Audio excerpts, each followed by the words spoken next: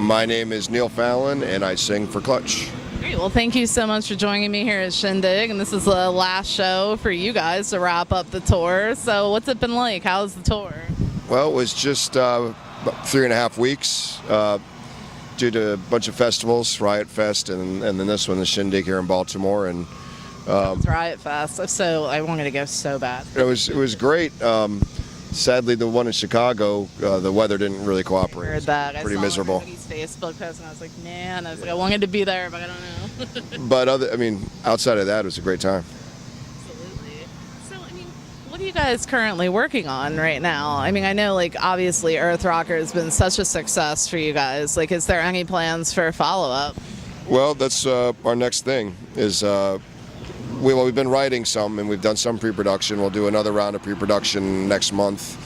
The plan is to record it in January out in Texas, and then have it come out hopefully no later than a year from now. Oh, that's awesome. Yeah. I have to say how beautiful Earth Rocker sounds on vinyl. They were doing some cuts of it on the radio station down here the other night. It is gorgeous. Yeah, it's vinyl.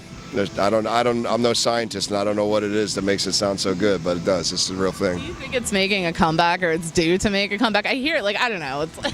It's only going to make a comeback to a certain amount of people. It's I always keep in mind that, the people I hang out with are music fans. Most people could really care less how they hear their music. Sad to say, but I miss artwork and I miss lyrics. You know what I mean? Those things, I guess. Yeah, and the thing is there's going to be a day where people think CDs are going to be making a comeback. Because now Scares me though. Digital is actually passé, because downloads, that is, because it's all moving to streaming. So actually having a physical way to buy and sell and listen to music will become very antiquated and nostalgic in any form. We've obviously witnessed a lot of changes in the music industry over the years. If there was anything you would change personally, what would it be? Well, like anyone else, I wish I knew then what I know now, but I find myself now in a position where I make a living doing something creative, and that's a very rare thing to be able to say that. And so older I get, the more I appreciate that. So I wouldn't change a whole lot. If this is ultimately the sum of the equation, I'm a happy man. What's the uprise of social media been like for you to kind of be a part of? Well, in the 90s, we had the backing of every major label on planet Earth. We got signed and dropped and signed and dropped. Nothing ever really happened for Clutch. We had very small shows, even if we got played on the radio. It was only when people started pirating music that our shows got bigger. And I can't say that for a fact, but I hazard a guess that when people... An odd coincidence, though, It's, if someone liked a band that they heard for free, even though it was quote-unquote illegal, then they came to our show and bought a T-shirt and has become a lifelong fan, I'm all right with that. Social media... I don't know. I'm kind of, maybe it's showing my age. I'm a little bit skeptical of it, and I get a little bit irritated when I watch somebody watching not only our show but any show like this. Okay, so you totally led me into my next question, because what I was going to say is, from your perspective, you're looking out there and it's like a sea of phone screens. The other night we were at Tom Petty, right? And I'm watching the show through the girl's cell phone in front of me in the crowd, and I'm like, oh, come on, Well, first of all, do you really think those people are going to spend much time watching those movies? No, they're not. They're not going to do. They're going to delete it when they run out of memory on their phone. And the first thing to go. Yeah. And, music recorded is a static thing. Every time you listen to Four Sticks by Led Zeppelin, it's going to sound the same. But if you had the opportunity to see a band, that live experience, unless they use a lot of pre-recorded tracks, is going to be a one-time event. And if you're spending your time like this, you're not participating in it. At least that's the way I feel. When I kind of treat concerts the way I do at a dinner.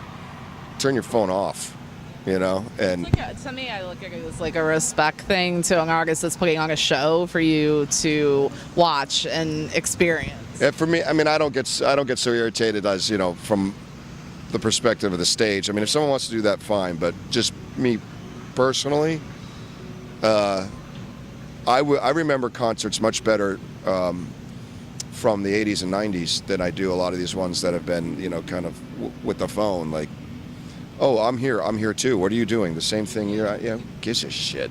So I have to ask how difficult it is for you guys to craft a set list now with so many albums together. I'm sure there's songs that absolutely have to get played, Well, it doesn't get... we only have like tonight, we'll probably play 12 songs. That leaves probably about 140 songs we're not playing. Is there any of the ones that you'd like to kind of bring out sometimes? I mean, we get, tired of playing some songs. I mean, there's some songs we've been playing over and over again, and it can become tedious. But you know what? If that's my biggest complaint, suck it up. We've played Electric Worry probably every single night for the past 7 years. But I know if I went to go see a band, I don't know, who to pick one, Bad Brains, and they didn't play Band in D.C., I would be very upset. So I take it from the perspective of, some people may grow weary of it who see the band over and over again, but they're vastly outnumbered by the number of people who want to hear the song and trying to entertain. Yeah, that makes sense. So, with bigger festivals like these and, the Rock on the Range and the Riot Fest and all of that, I'm sure it's a different animal when you approach, going into playing the show from a festival perspective to a smaller club show. How do you approach that? Well, there are some songs that don't translate so well in the light of day. There's some songs that it's also easier to kind of get sucked into the moment when you're in an enclosed environment. Festivals for us are I guess we learned that how to play nightclubs, early on, and for years and years we never did anything like this. I think the easiest way to approach it is just to have fun, and just do what you do and do it honestly. And you're going to be playing to a lot of people who don't know your band and probably don't really care for your band, but that's okay. Because there'll also be a lot of people who will get exposed to the band for the first time. Find that fans will start to pick up on it or grow, with each one, because you do have a mix of different genres in a lot of these things. Yeah. I think the United States is still kind of got a bit of a learning curve with festivals. Europe has been able to do this really well with very diverse bills, and traditionally the Americans would only do like a metal festival or a country festival or what have you. These kind of more mixed genre festivals are better for everybody. Even the most diehard metal fan gets weary of blast beats for 8 hours. I feel like genre lines are starting to blur, and it doesn't matter because I think everyone's allowed to be a fan of whatever type of music they want without having to feel like they're boxed into one particular thing or another. I certainly hope so. I mean, that mentality is pretty juvenile. I mean, I remember when I was... People still have it. Yeah, well, if you're over 20 years old, you shouldn't. Yeah. Life's too short to just, to decide you're only going to like one thing. So, on a personal level, I look at music as a universal language that we can speak and understand, even if we take different messages away. For you personally, when did it start speaking to you? I think, my father's record collection was a lot of, not too outrageous stuff, Beatles and stuff like that. And later on, when I started listening to metal and punk rock and hardcore, I liked the escapism of it. That was it was a bit of a sanctuary, being able to go listen to your music and get away from whatever thing was bugging you. And that, to me, was the most special thing and still is. How Therapeutic is it for young artists to be, you get those feelings out, you get the emotions out? Well, I get to scream on stage. You do primal scream therapy for an hour. And that's very therapeutic. Is it ever hard to get out of that headspace sometimes, though? Sometimes it's hard to get into it. Is it? After a show, I'm not really inclined to listen to a lot of hard rock. It's try to keep it mellow. What's the most surprising thing we'd find in your album collection? Oh, geez. It's hard to say because shamefully, like a lot of people, my album collection now is so huge. It's on a hard drive, so I'm sure there's a lot of surprises I don't even know about. Like hit random, go, oh my god, how did this get here? Well, you know what? That's the thing is I had an album on my playlist. On my hard drive for years. I didn't even know I had it, and it came up randomly. And it's a band called Angels of Light, and Clutch is very influenced by a band, the Swans, one of our favorite bands, growing up. And this was a side project for Michael Gira. And this album that the Angels of Light put out, I've had for such a long time, and it's fantastic. And that, I guess, is sort of the shameful thing about having such easy access to music. We're spoiled. I remember when you had $20, you had to choose one record, and you tore your brain out just making a decision. 5 of them would come out on the same day. Yeah. Now it doesn't matter.